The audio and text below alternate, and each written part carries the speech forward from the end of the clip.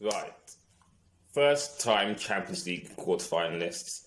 Now, this is something I've been thinking of doing since seeing Aston Villa in the quarter-finals of Champions League for the first time. Yes, Champions League. I'm aware Aston Villa won it in the 80s as the European Cup, but this is Champions League era. So, yeah, so without further ado, let's get straight into it.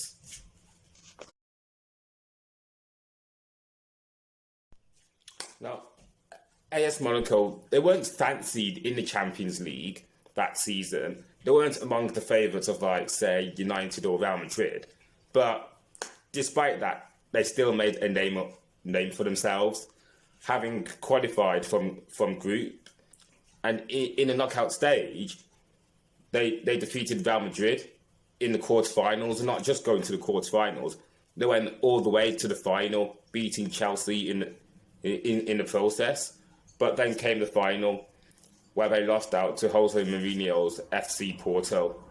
But that season, they could be proud of the achievements they did, having finished second, which was then an all-time high the previous season. So for them to qualify all the way to the Champions League final back in 2004, that was an exceptional achievement from them.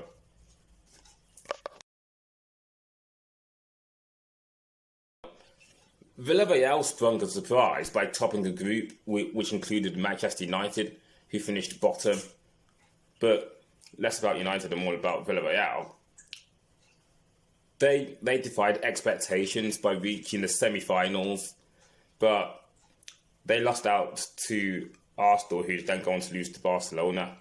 But Villarreal reaching the Champions League semi-finals was an exceptional achievement from them, considering not many people were fancying them for anything that season. But anyway, they even made it better than Real Madrid, who got knocked out at the round of 16 by Arsenal. So for a small club like Villarreal to reach that season's semi-finals, I mean, not many people would have expected that from them, and certainly not 10-year-old me. But that's an achievement in itself, really, for Villarreal to go as far as they did that season. But they'd have to wait for European glory, like 15 years to be exact, when they finally achieved it in 2021. But yeah, that's Villarreal.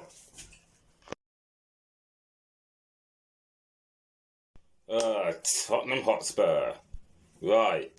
I remember when Tottenham Hotspur qualified for the Champions League back in 2010, and I recall it an iconic, well, if it can be called iconic, an iconic scene where Harry Redknapp was mobbed and drenched by Tottenham players. Like, the over exuberance could be forgiven considering Tottenham had just qualified for the Champions League for the first time ever. But onto the following season, they did very well to top the group, which included the Champions League holder, Inter Milan. And then onto the knockouts, they faced another Italian giant in the form of AC Milan, who they held their nerve to knock them out. And then came another giant in the form of Real Madrid. And this is where it would end for Tottenham Hotspur. But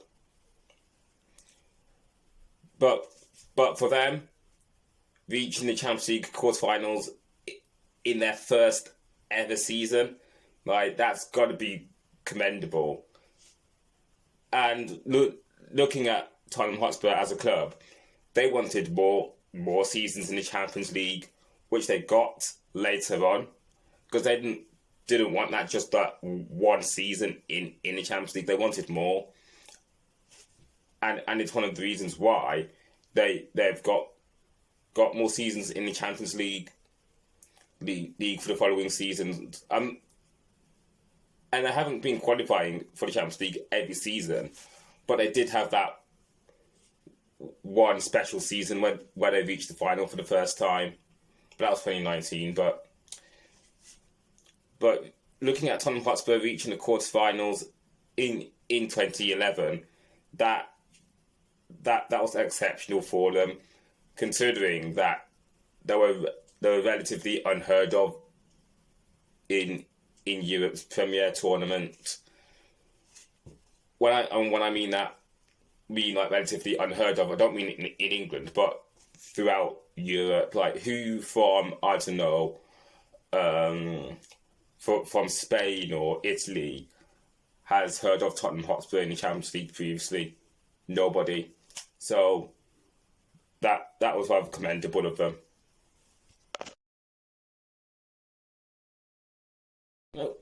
You don't hear of Cypriot teams in the Champions League very often, do you?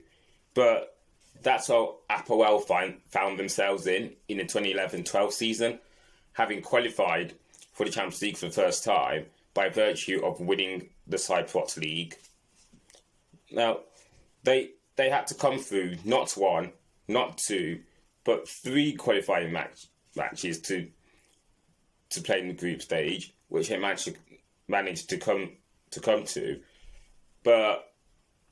And when it came to the group stages, they faced three former Europa League / UEFA Cup winners in the form of FC Porto, Shakhtar Donetsk, and Zenit St. Petersburg. Now, how they managed to top that group, I'll never know, because you're coming up against some of the usual suspects in European football. So to top a group featuring previous European winners, that was already commendable in itself. But let's get onto the knockouts now. In the knockouts, Apoel overcame Lyon on penalties, and then they faced Real Madrid in the quarterfinals. Now, nobody thought that Apoel would beat Real Madrid, and for them to do so would be like ridiculous. And I mean that as a compliment, but Apoel's European adventure would end here at the hands of Real Madrid. And they lost by a scoreline of 8-2 on aggregate.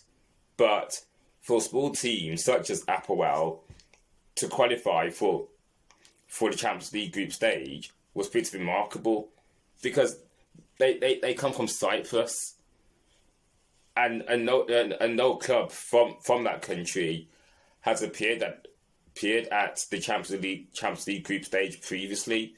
So for them to do that was pretty incredible for them.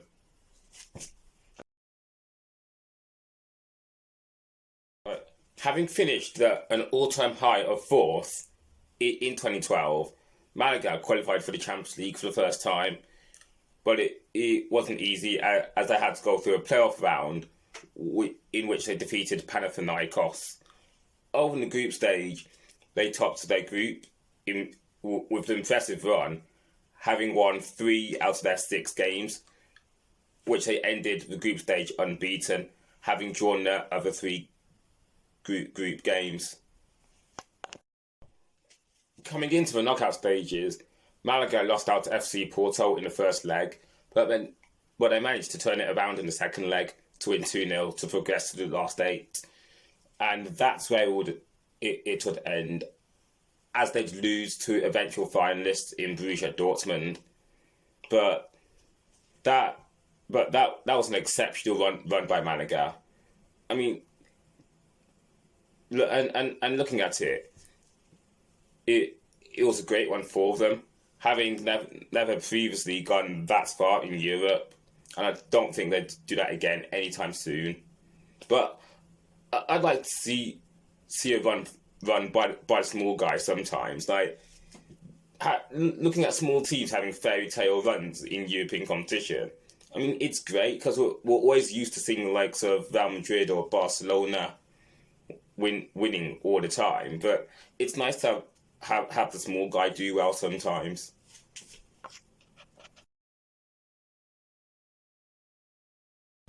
Usually, when a club enters the Champions League for the first time, they have to go through a playoff or a series of playoffs for the right to play in the group stage.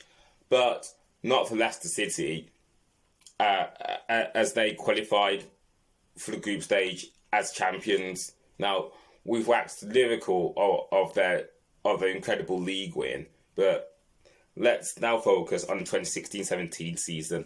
Now, for me, I wasn't expecting much of Leicester City in the Champions League, and I'm sure you guys weren't expecting much of them either. But in spite of that, they still topped the group to qualify for the knockouts. Now, in the knockout stage, round 16, they lost their first leg to Sevilla, but managed to turn it around in the second leg to reach the quarter-finals for their first time in their history. Now, coming into the quarter-finals is where it would end for them, as they lost out to eventual finalists in Atletico Madrid, and they put everything out there. I mean, for a club such as Leicester City to reach the quarterfinals of the Champions League at the first time of asking is pretty incredible, considering the situation they were in at that time with Claudio Ranieri being sacked. But for them, it was an incredible achievement for them, just as incredible as their league win the previous season. And I find it really interesting that they had not just that one European season, but I had a few more European seasons afterwards. I mean, Leicester City, what a club, honestly. It's been like crazy for the last 10 years, honestly. But yeah, looking back at Leicester City in the Champions League, reaching the quarterfinals, like that deserves something, like at least a praise or something like, because I wasn't expecting Leicester City to go to the quarterfinals of Champions League that season, and I've spoken for too long, so moving on.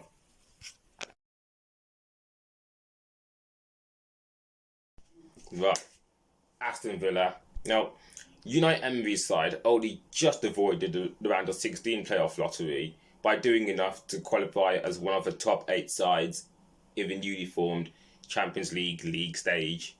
Now, coming into the round of 16, they faced Club Brugge again. Now, earlier in the tournament, they faced Club Brugge in a league stage, whom they lost to. I think it was an away fixture.